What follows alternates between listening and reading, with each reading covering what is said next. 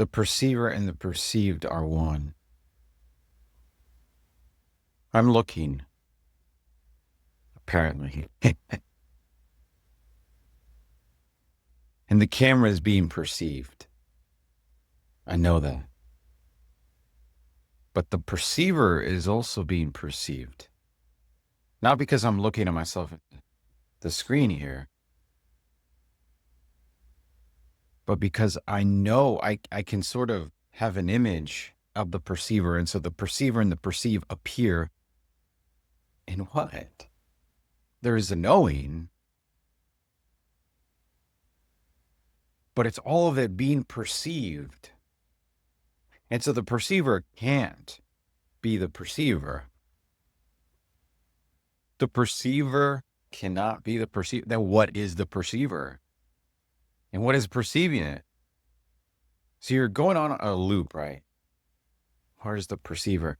I'm not trying to find it as a location because the location says that I'm here, but I'm seeing that location here. Where's the perceiver? And then it hits me. The perceived is the perceiver. So the perceiver and the perceiver are one. As what? As perception. No, I'm serious. Perception.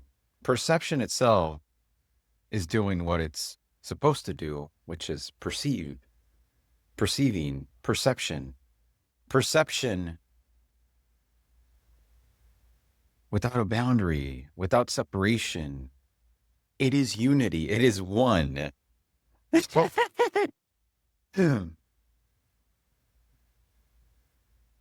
It's literally one thing. Seeing itself. Because that's the only thing that we ever do. And I'm talking to myself right now. And you're looking at yourself right now. And you're hearing yourself right now.